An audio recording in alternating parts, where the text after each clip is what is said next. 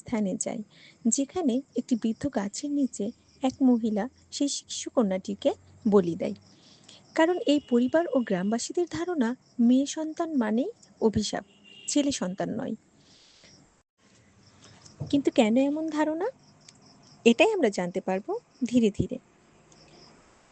40 বছর পরে আমরা একটি পরিবার দেখি, স্বামী শিবশঙ্কর, স্ত্রী আনিষ্কা এবং তাদের মেয়ে শ্বেতা।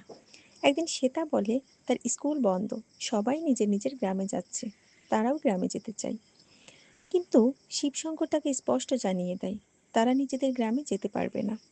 রাতে শিবশঙ্কর তার স্ত্রীকে বলে এখন সময় এসেছে শ্বেতাকে সত্যি কথা বলার, কিন্তু আনিষ্কা বলে শ্বেতা এখনো ছোট, বুঝবে না।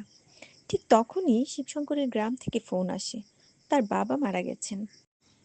শিবশঙ্কর গ্রামে ফিরে গিয়ে তার বাবার শেষ কার্য সম্পূর্ণ করে এবং গ্রামের প্রধান জয়দেবকে জানায় সে পুরনো বাড়িটি বিক্রি করতে চায়। এখানে সে গ্রামের মানুষদেরকে বলে তার কোনো মেয়ে নাই, একজন ছেলে আছে। সে মিথ্যা বলে। জয়দেব তখন বলে আমার সব জানা আছে, ভয়ের কিছু নাই। রাতে শহরে ফেরার পথে শিবশঙ্করের গাড়িতে ঘটে এক অদ্ভুত ঘটনা। গাছপালা এসে গাড়ি থামিয়ে দেয় এবং শিবশঙ্করকে মেরে ফেলে, তার দেহ জ্বালিয়ে ফেলে।